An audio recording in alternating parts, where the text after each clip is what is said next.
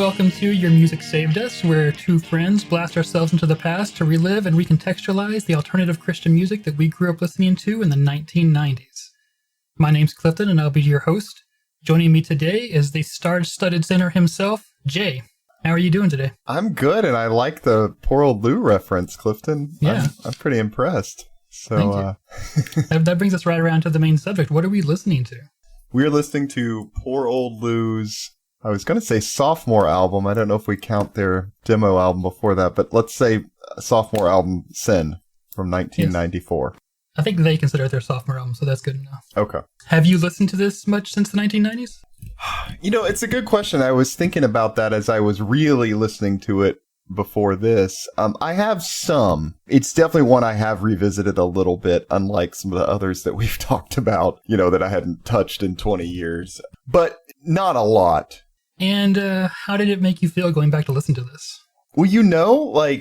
Well, I know we'll get into this, but I'll say I was definitely like a huge Poor Old Lou fan. So I know I'm biased, but I really enjoyed listening to it again. Yeah. And I know we'll talk more about it, but I felt like overall, a lot of it still kind of held up. I mean, there's some dated sounding stuff in there and some things, but yeah. Overall, I came away with a lot more positives than negatives. I'll say it that way. Poor Old Lou, four guys from Seattle. It's Aaron Sprinkle on guitar. It's Nick Barber bass. It's Scott Hunter vocals. And then I think from my memory or an interview or something, they ended up getting Jesse to play drums, which is Aaron's little brother. I think either he asked because no one else could, or they lost their drummer, or so.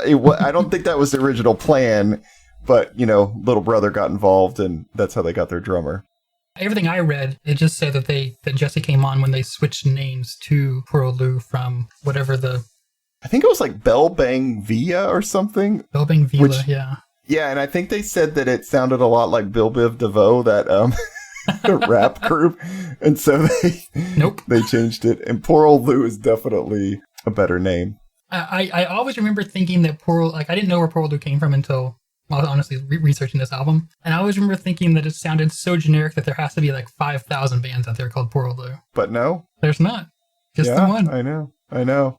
I think that was another thing I liked at the time, too. It's like, oh, C.S. Lewis, Narnia. All right, well, let's get back to the 1990s. How did you originally find Poor Old Lou?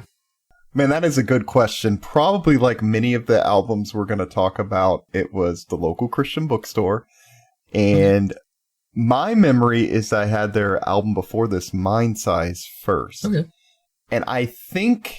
I don't remember exactly. My hunch is it either just looked kind of cool, the cover, and I thought, oh, this is some kind of alternative band, or it was one of those recommended if you like charts that they had there sometime, you know. But yes. I know that I got Mind Size before I got Sin. Okay. So that was kind of my introduction to them, was that album. Was it in 1994 or was it after that? So I know Sin came out in 94, and I tried to look for this episode to find the exact date. You know, just thinking about, because for me, 94, like, would I have been in 8th grade? Like, exactly what grade was I in? All that. I was trying to find, and I couldn't. And I think I got Mind Size maybe even in 93 when that one came out, or early 94. Wow. Because I remember I had that one, and that's what made me excited about Sin when it came out. And I did definitely get it, I think, in 94. I was thinking about it, and it would have been like end of 8th grade, beginning of freshman year, I think, if I've got my timeline right with this. So sometime in there. I specifically remember, though, having Sin in middle school. Okay. So it must have been that the last, January through May. Yeah. 94. Yeah, and I'll tell more about that in a minute, but I definitely remember middle school having this. So you said you're a big Poor Old Lou fan. Did that start with Mind Size, or did Sin change that? I think it started with Mind Size, but I think Sin really kind of pushed me over the edge more. At the time I got Mind Size, I was like a big Newsboys fan, and I did like Steve Taylor a lot, and that's another guy I hope we kind of explore on this podcast, who I feel like is... Well, he ended up writing a lot of the Newsboys songs, so it's probably the same thing, but I feel like maybe he's a little more respectable than the Newsboys looking back. And I felt like Poor Old Lou was maybe the first band I got that I felt like like had some credibility. I don't know from whom, like who, I mean, I'm an 8th grader, you know, I don't know who like I'm talking to, but they just seemed more real and a little bit cooler. You know, you could sense like, okay, this isn't really like youth group music anymore. This is something a little different. And I liked Mind Size, but I definitely got a lot more into Sin. Like when that one came out, that was the album that really kind of grabbed me. Do you have any fond memories of Sin? Yeah. Well, I have a memory associated with it, I'll say. So I got pretty into this, and I don't know what, you know, made me do this, but I remember I wrote the band a letter. Because, you know, this is like pre-internet kind of thing. And they wrote back, it was Jesse, the drummer, who I think must have handled all their correspondence. And they wrote back, and he sent like a little order form to order like, t-shirts and stuff like that. And so me and a friend, I think also just to like cover shipping, we like ordered together. And so we both got Poor Old Blue shirts, and we thought we were like the coolest people ever. I had this one that was baby. I think I still have it somewhere. It's baby blue and it says Poor Old Blue Sin, but it's like the creamsicle popsicle on the front. Oh, yeah. And I just thought it was like the coolest thing ever because it looked cool. It looked alternative. Again, I'm kind of coming from like Newsboys and stuff like that, and this definitely had a different feel, musically, but also just stylistically. And so, yeah, like I was like, okay, I've arrived. This is a cool band. I don't have to feel like lame or kind of maybe worried what people are going to think. These guys are cool. This is good stuff. Awesome. You know, and around that time, it was after Sin, but sometime before that EP, I think it was still maybe in 94 or early 95, they put out that Sit and Stare video. It was like a little, it's VHS, but a compilation of mostly songs. I think it had, All Pretty for the TV from Mind Size, but I think the rest was like songs from Sin. And so I was obsessed with that too. Just watched it God knows how many times, you know, like, oh my gosh, these guys are so cool, whatever. And in preparation for this podcast, I just rewatched part of it on YouTube, and it brought back a lot of memories, but it was also funny. It was like, these are just basically like, I don't know, where they were probably around 20, early 20s kids, you know. It's funny watching it now as an adult, looking at that, but, still lots of good memories. Yeah. And I was just pretty obsessed for a while. They seemed at the time for me, like pretty edgy in some ways, just especially with the sound, but it was still accessible enough for me, you know, that I could handle it. I wasn't like getting into hardcore or anything at the time, but this like it felt like it pushed the boundaries for me in a really positive way. All that to say, I really, really liked them and got really into it. And of course, when Jesse wrote me back and stuff, you know, that made me like them even more. So what did you expect before you went back and listened to it again? Again, I had fond memories, but I was kind of coming at it with questions like, how well is this going to hold up? Am I going to enjoy listening to this? Because, you know, some of these that we've been talking about, you go back and you're like, oh my God. So I was just kind of wondering where I was going to fall on that. And again, overall, pretty positive. Like, yeah, like there's some things that I don't just totally love now, but overall, I kind of think it holds up in a lot of ways. Did any specific songs stand out to you? Yeah, quite. You know, almost all. The funny thing is, I realized how much I listened to this because I remembered every song. Oh, wow. You know, I'm still kind of this way. I don't really pay attention to the lyrics first. And Scott's voice is kind of, I don't think it's always easy to make out everything he's saying in all the songs. No, and it's more of an instrument. Yeah. And so I recognize the melodies, but I had to like kind of go back and look at the lyrics for this because I was like, what does he say? Oh, okay. The lyrics are more towards, you know, alternative music. They're kind of more esoteric. They're not telling an exact story. They're more vague. Even though going back and looking at the lyrics, they're still explicitly, I think, evangelical. You know, I think that them being more esoteric, more vague was also a nice touch. You know, that doesn't happen a lot in Christian music because there is a concentration put on saying something. Yeah. They felt pretty honest, and I think still do for where he was at the time.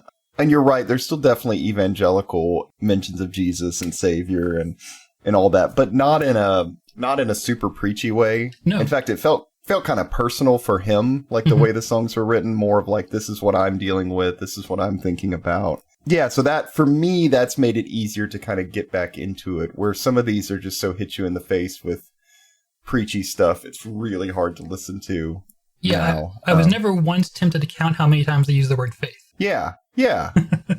No, I mean, that's a good way to put it, because it was in there, but you weren't, I don't know. I wasn't kind of like shuddering each time I heard it now or anything like that. It felt kind of real and kind of honest, and so, that's okay. All right. I know we want to talk about songs, but before we do that, I'm just curious. This is what I wanted to ask, but I hadn't till we're recording right now. Like, what was your overall just impression? So I didn't really listen to Sin in high school, or junior high for that matter. I think my first experience with Poor Lou was definitely a Straight Six. And I loved Straight Six, and I was more a fan of Eighth Wonder. So I didn't have any memories to pull on for this. It took a song or two to really sound like Poor Old Lou to me, which is really has to do with like almost all of their choruses go into a minor. They start with a minor chord, and it's the way that Scott's voice interacts with that minor chord is just, I don't know how to describe it other than that, but there's just this Poor Old Lou-ness to to their music, that they stand. You can tell a Poor Old Lou song, but the first song didn't really come off that way that much to me. Mm-hmm. Overall, though, I think that this is a much rougher album, obviously, than Eighth Wonder, and especially way rougher than Straight Six. Straight Six is more acoustic, and it's maybe the most polished thing they did in that era. This has a lot more grunge to it, which I found interesting. Yeah, definitely a lot of grunge. Yeah, one of the reasons I was never a huge Poor Old Lou fan in general is that I'm kind of a more straightforward pop type stuff, or at least I did in high school, whereas Poor Old Lou is much more atmosphere and texture and cadence and those kind of things, When all this madness over, won't you have the time, my friend, to push me up? There's not always a hook. But right. But I enjoyed it. I found myself getting bored listening to it sometimes, but then I would find myself not listening to it and just in the background. And in the background, I was like, this is great. Oh, good. Yeah, I felt like, and I really want to echo what you were saying, just kind of about like cadence and rhythm and just some of the stuff not being so straightforward. I felt like this album, more than any of their others, is like that. Like, I felt...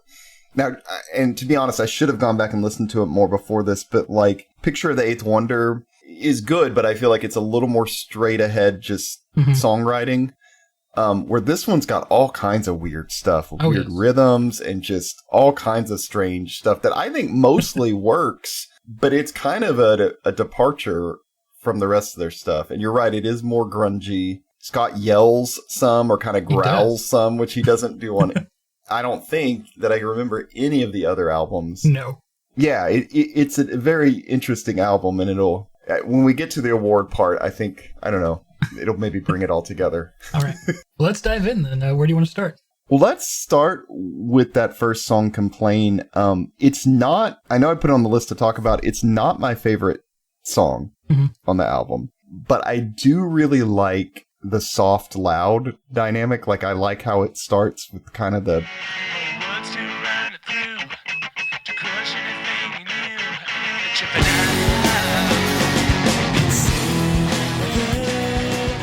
fairly softly, but then it has that moment when everything kicks in loud, and it just sounds really good right then, and it's just a nice kind of way to start the album overall, I think. And it kind of gets you up to speed on where this album is going and kind of the overall feel of the album. Yeah. I kind of also liked the back and forth that Scott does with his vocals on it. And I remember reading, he said they recorded one in mono, and so the way it's got a different sound when they go back and forth. Yeah.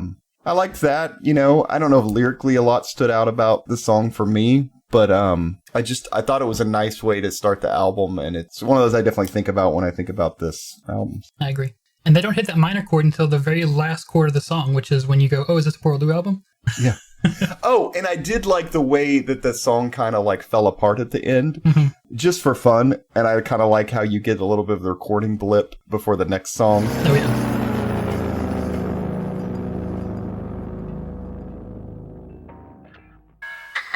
At the end of that, when he says, Still rolling. I don't know. It's just kind of fun. And it's like, I don't know if you call it an Easter egg or what, but just some kind of little hidden thing, to enjoy. So I don't know. I thought it was an overall pretty good way to start it. I probably could talk about all these songs, but I thought, pull out a few. Another one that always stood out to me was My World Falls Down. And that's probably the first one on the album that he gets a little growly and yelly. Right.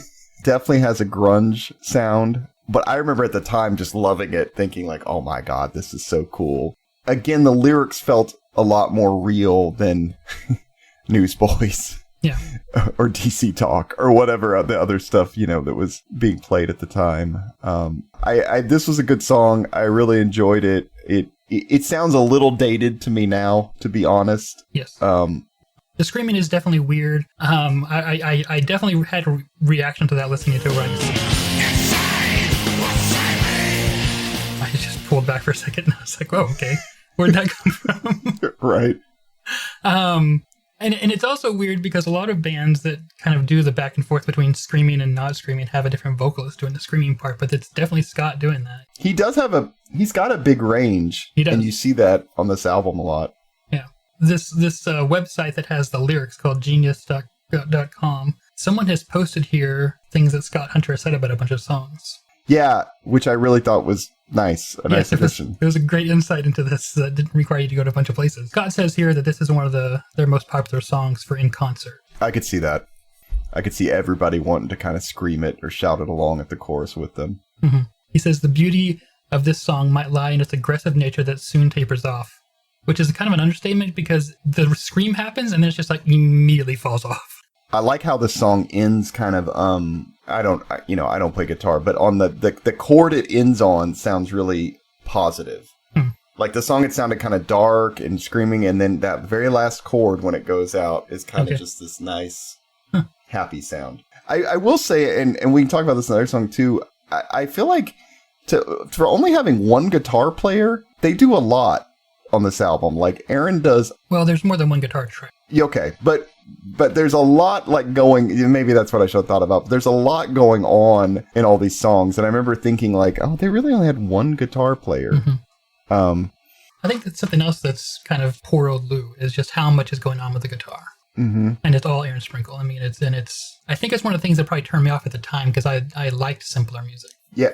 But yeah, he brings a lot of complexity and I mean, from the kind of just music theory of it, from what he's doing in next to each other to his rhythms, it's all pretty complex. I will say that especially in this first half of the album, I thought that there were times where that could get gimmicky, and not so much in a bad way, but more like you feel like they sat around and played around with their guitar until they thought they had a something, in air quotes there, right? And then they're like, okay, now that we have a something, let's record that. Well, the other thing I wanted to talk about is Jesse's drumming. Oh. It's so not conventional, and it's so busy. Yeah. And it really works, I think, in most of the songs. Occasionally, not so much. Yeah. Like he's just too much going on. I think it was the beginning of I Am No Good.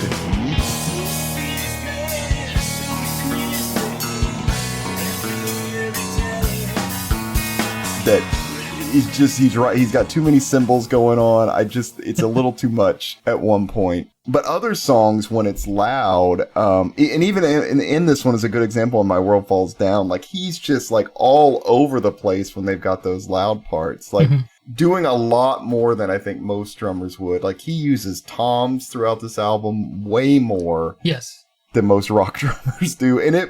But for the most part, I think it works.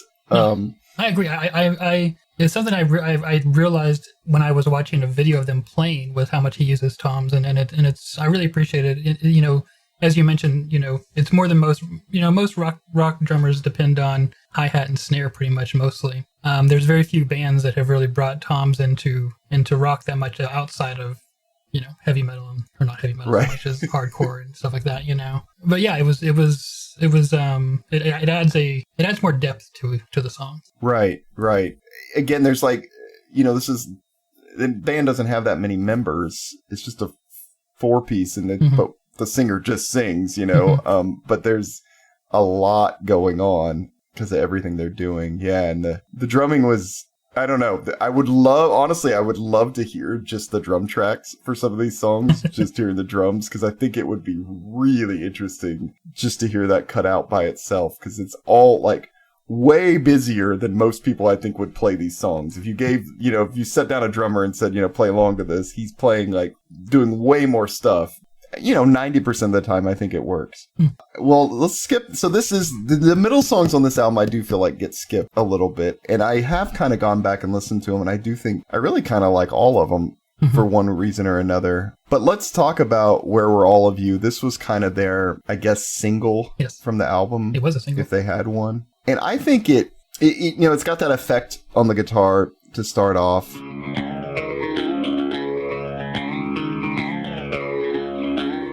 But I think this one is more straight ahead, kind of a pop song than most of the other ones on here. Yeah. And I could see why it became the single, because the chorus, a little bit catchier, a little easier to get into.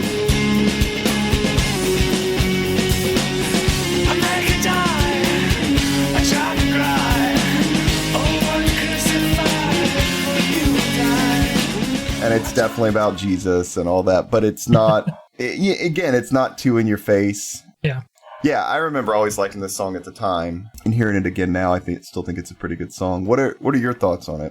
So one of the things this song made me realize is how much their choruses don't work on other songs. Because this song has a really good chorus, but if you go back to the other songs and listen to them again, I realized that the verses are the parts that stand out, and the choruses are kind of just the flattest part of the songs, honestly. Mm-hmm. I could see that. I don't know why that is. I don't know if that had to do with how they wrote the songs, because it's definitely not true of later on Pearl Blue. Right. But on this album, the choruses are very often the flattest, kind of just most uninteresting part of the song, if they're even longer than 5 seconds, honestly. Yeah, that's true, because some of the other songs, the things that I remember from them are not the chorus.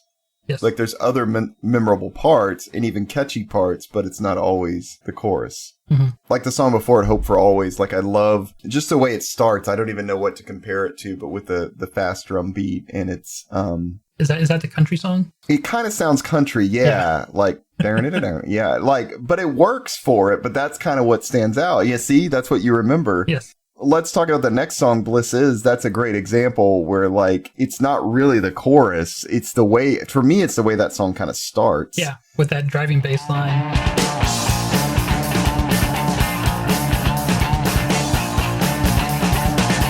And my first thought was, silage? Yeah.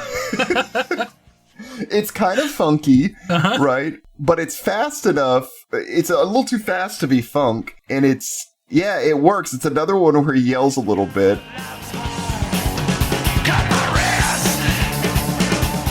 And he yells, "Cut my wrist," which probably should have been more controversial in the Christian market. But for some reason, I don't remember them getting a lot of controversy. This one, I did actually like the lyrics, looking back on them now. Yeah. I felt like it was kind of a little bit about materialism and a little bit about expectations and some of those things. And so this was one I appreciated going back and looking at the lyrics now, because I think it didn't really hit me at the time. But I thought he did a good job on this one. The song's also really short. Yes, it is.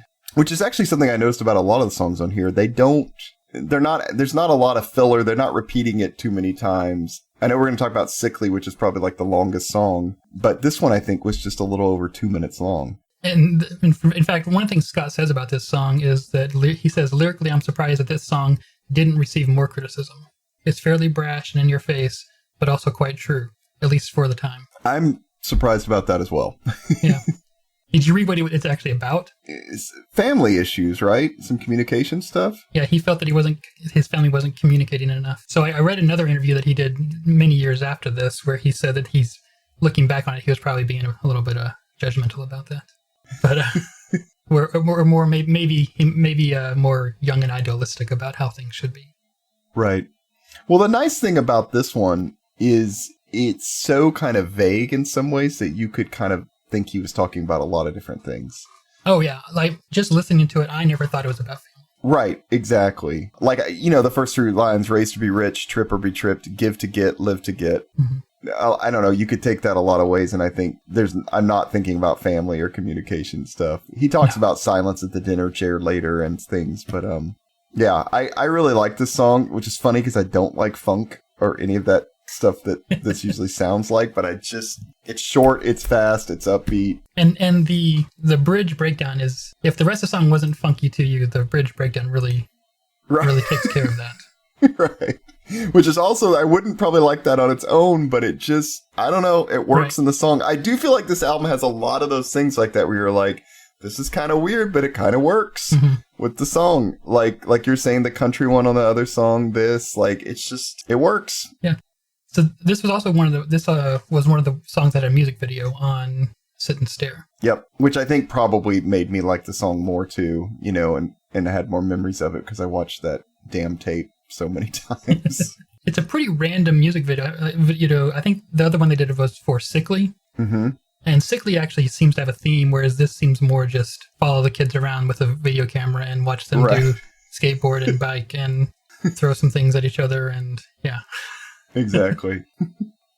One thing we haven't talked about, but I felt like this album, I feel like it does pretty well as an album as a whole. Like, yes. I thought that the songs were put together relatively well. There's some interesting stuff. Was it the end? I think it might have been at the end of, right before Where Were All of You, for Hope for Always. I think it kind of breaks down into some little like acoustic stuff, if I'm remembering correctly. Mm-hmm. Yeah. And then you've got Where Were All of You, you've got Blisses. Then you switch into Cannon Fire Orange, which is just a completely different thing altogether. This is never going to be like my favorite Poor Old Blue song, but it's just so like different. Yeah, it is. And I appreciate they kind of did the Spanish sounding guitar and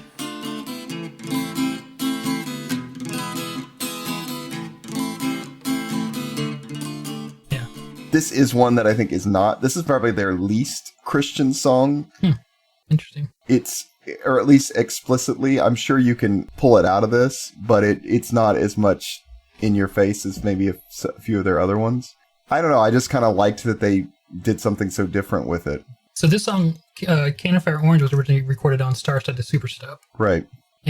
But what I read from this Genius.com thing is that the original version, A, did not have the Spanish guitars, and B, was only the first verse and the chorus. And so Scott says that maybe that's one reason it seems less Christian lyrically is because he says it was written over, literally half of the song was written in 1992 and the other half was written in 1994. So it's kind of a disjointed song. It sounds good on there.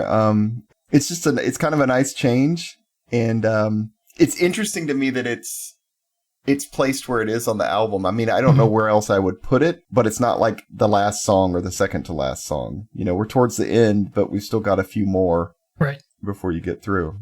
You go from this into Ring True, which I always really liked this song, just because it's got a really different sound. Like it's Aaron singing. I don't know, just his voice kind of makes it different. I also feel like it's a little bit more straight ahead pop song. So they refer to it as a worship song, which makes a lot of sense because structurally it is a lot more straightforward. And I'd never thought of it as a worship song until I read that, on the Genius thing, which is funny, which totally makes sense when you look at the lyrics, but it's just something about the way the song sounds. You don't, and I mean this is a good thing, you don't think of it that way.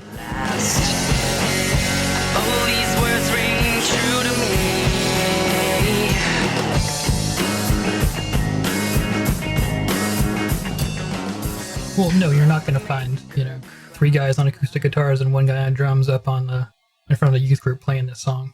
Right. But I think this is the first time I ever heard Aaron sing. And then I remember, on the Artcore Volume 1, there's that Rose Blossom Punch song, which I think was the second time. Mm-hmm. And I really liked that song a lot as well. But yeah, this song I loved. I remember listening to this a lot and kind of wishing we could hear more from Aaron and solo stuff at the time, because it's a nice song. He's got a good voice. It fits with it. I liked it. And so, again, we're getting kind of near the end of the album, and it's like they saved more of the weird stuff for the end, but even though it kind of fits. In between this and Sickly, which is what they kind of... Oh, no, actually, sorry, Sickly is next, and then they have the Come To Me thing at the end. So let's talk about Sickly. I feel like that's probably the most grunge sounding song on the album. Yes, and the darkest. But it, like... I listened to it though, re-listened to it for this, and Are you stupid? Or have you never been so funny?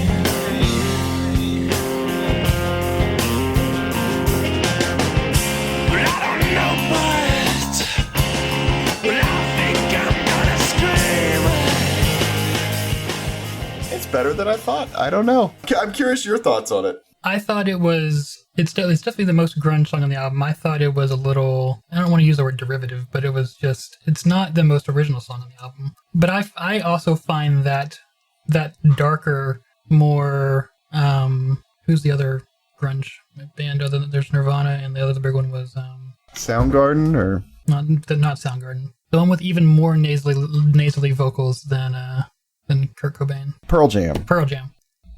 So that darker sort of grunge that Pearl Jam did, I was never right. As far as grunge, when I was more a fan of Nirvana, because it was more like punk, it was more like a pop song, Right.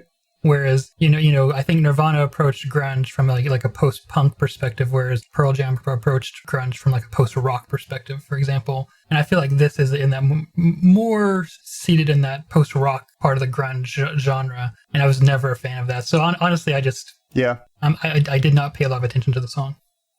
Yeah, lyrically, I think it's kind of weak with the kind of questions. Mm-hmm. I see what he's trying to do, but I think he struggles a little bit to have some good ones. I think the chorus is pretty catchy with the I don't know, but I think I'm going to scream. I don't know, but I think I'm going crazy. And I think as an angst-filled teenager, could definitely relate to that and enjoy that. I think it overall fit with this album, and this song really only made sense at the end of the album. I feel like, you couldn't put this like song number 2. It would almost send the wrong message about what this album is. Exactly. It fits with it, but it's kind of got, it's the darkest, it's the grungiest. And so the interesting thing is they didn't close with this. After it, they have that weird little like acoustic thing for like a minute that I have no idea why it's on there. It's not terrible, but it's just like whatever. And then there's the voice recording at the end about the necklace. Did you listen to that? Yeah. Which I think is possibly Jeremy Enoch. Oh man, that was the only thing I had for my I think it's Jeremy Enoch. Yes. I read, of all the interviews I read, that was what I could put together. Because they were actually really good friends. And, Jeremy Enoch sings on that song on Straight Six. Mm-hmm. Well, they actually, they went to high school together. They went to junior high and high school together. And Jeremy Enoch was actually originally in not the band that became Poor Old Lou, but another band before that. Which is kind of nuts when you think about it. I feel like Poor Old Lou should, in hindsight, play that up more, because I don't think very many people like Sunny Day has tons of fans, right? Mm-hmm. But I don't think many people know about Poor Old Lou, or know that he even sings on what's that song called? I think Digging Deep on Straight Six. If I were Poor Old Lou, I'd be playing that up even more. So overall, I really still kind of like this album quite a bit. One thing we didn't talk about was just like the packaging of it, and I wish I still had it in front of me, but I was looking at these photos on Discogs, and I thought they did a pretty good job with the style of it too. Mm-hmm. They've got the I guess it's not a peep, but the bunny on the front, it's like Peeps. It's a peep. And on the back, they put out those bunnies at Easter. Right, and on the back it's got the like circus peanut thing, and it's got the peppermint inside on one of the pages, and even the photo of the band is kind of stylized with the colors. Like it flows. They put effort into it. It looks like the time period, but I think we're going to go through some albums on this show where we're going to be like, oh my God. So this one could be a lot worse. And I always thought that the simplicity, but also, the texture and kind of the colors of the peep on the, I don't know, yellow background of some sort that has texture to it. I think it sends... if you're gonna buy an album based on its cover. I think this sends the right message about what this album is. I agree. It stands out. And I think you're right. Like, for some reason, this album kind of fits with this cover. So you said you're a big Poraloo fan. So how do you think Poraloo has shaped or changed your experience with the music over the years? Ooh, that's a good question. I think it didn't hit me till you were talking about it tonight, but I think one thing I'm grateful for is because I got so into this album, I think it kind of helped me. It opened me up to listen to stuff that maybe wasn't just as straight ahead poppy. Mm-hmm. And I think some of the reason I got into this album is just because I didn't have a lot of other stuff at the time. You know what I mean? Like, it's just like, there wasn't Spotify, there wasn't all these things. And even at that time, there weren't, like, Tooth and Nail was just, like, there wasn't even the plethora of albums that would come a couple years later, like in the Christian market. Right. With good stuff. So it was like, there just wasn't a lot. So I listened to this a ton. And I think it kind of, because, like you said, it's not as straight ahead poppy. It's a little darker in places. It's just a little weirder. The melodies aren't as clear. Like, I think that kind of hopefully, as I went on and listened to and enjoyed a lot of different music, it kind of, forged a path in that route. We're being more open to stuff that's not as clear ahead poppy. And again, I thought they were cool guys. I loved that they, answered my letter, which was super cool. And it felt like a band that, again, I could feel like, okay, this is my band. These guys are for me. They're still Christian, but they're a little more edgy. They're not as in your face, beat you over the head with it. It felt like kind of a band that you could straddle that line with of like, this is kind of cool, but also like keep the parents and everyone happy because it's still Christian, So at the time, that was probably what I needed and wanted. No, I very much agree with that. That's I think, it was like a year after this or so for me, but Plinko did that for me a lot. It gave me that more a little more edgy type stuff, but I felt like it was more something I wanted to listen to, but was not controversial to listen to. Yeah, it's funny. I bet if we could talk to a lot of other people that listen to Christian music like we did this time period, there's probably, everyone has that band that like, that was that kind of, I don't want to say crossover because it's not, quote unquote secular. It's just that band that kind of took you from like the safe, Forefront Records or whatever, like youth group stuff to like, this is a little more out there, but it's still acceptable. Like, best of both worlds kind of thing. Yeah. So I think, Poraloo was that for me. And I'm grateful because I think looking back, I'm still like, oh, this is pretty good. And speaking of, so this album was actually on Alorma Records, which is an imprint of Forefront. Frontline. Different. Frontline, sorry, Frontline. Do you know who was involved in signing Poraloo to Alorma? Tell me. Brandon Ebel. Really? Because he used to work there, didn't he? Before. Yes. Interesting. I was reading one of the interviews with one of these guys, and they said that while they were there negotiating at Frontline, negotiating their contract to sign with Alorma, they were talking to Brandon Ebel about, he was talking about, one day I'm going to open my own record label, and then that afternoon he disappeared, and then all of a sudden there was a cake saying "Goodbye, Brandon" or something like that, and they just fired him. So these guys were actually around to see him get fired from Frontline, which is what finally gave him the push to start Tooth and Nail. Part of me makes me wonder, I know they did put out an album on Tooth and Nail in like 2002 or something when they kind of got back together. A lot of people like that one. I don't like it as much. To me, it feels more like adult alternative or something. I don't know. It's just a little, especially when you like Sin, listening to this compared to that, it's like a completely different world. Right. But it does make me wonder, at the time, had this come out on like Tooth and Nail, would it have been received different? I don't know. Like, were they limited by being on Alorma Records in a very because it's still very kind of Christian scene?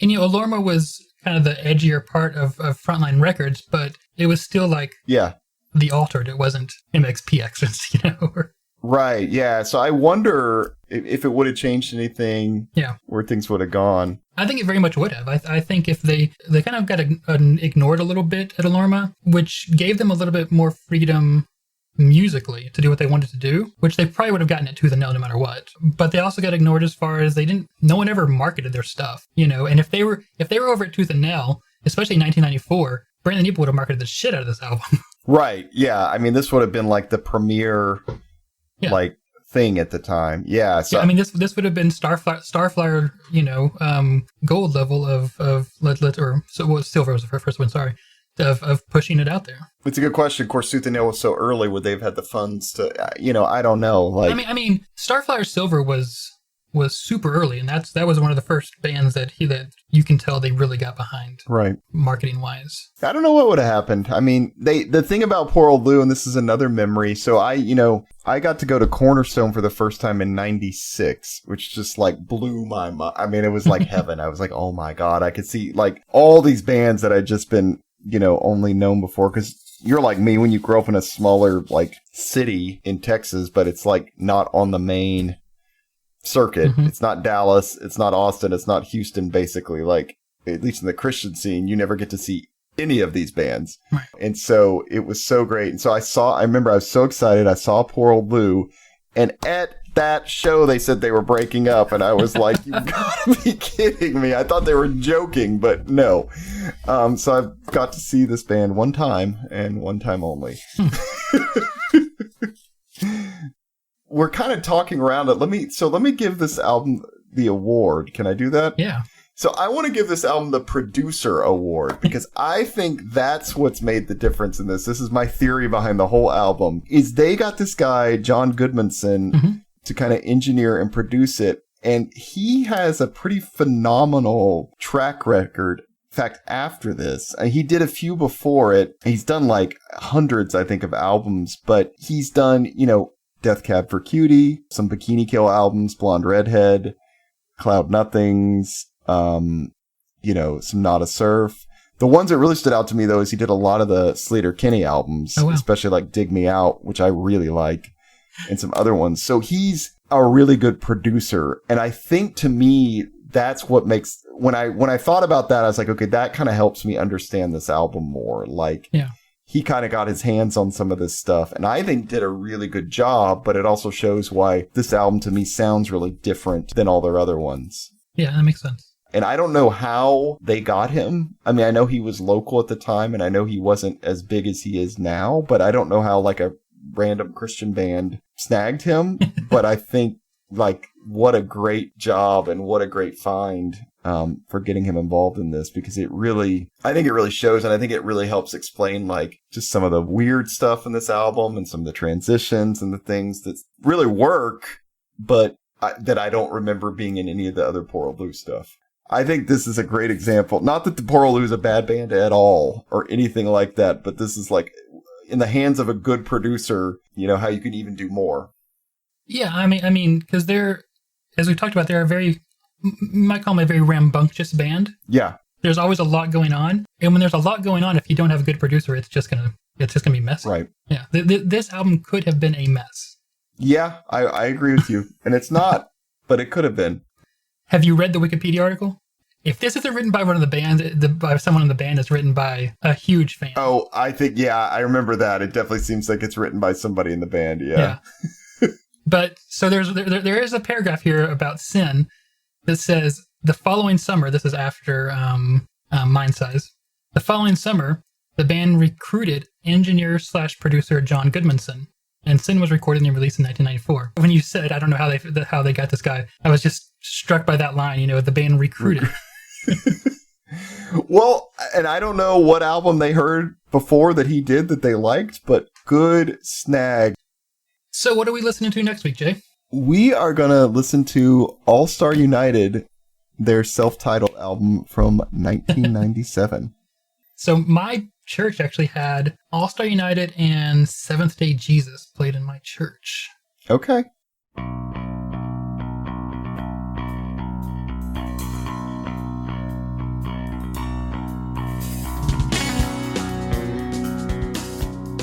Thank you for joining us for this first episode of Your Music Saved Us. If you enjoyed your time with us, please leave us a review or share this episode on the social media of your choice, where you can probably follow us at Your Music Saved Us, or email us at yourmusicsavedus@gmail.com. The music in this episode is the work of Poor Old Lou and is used with apologies, not permission. Please check the show notes to find out where you can buy their music.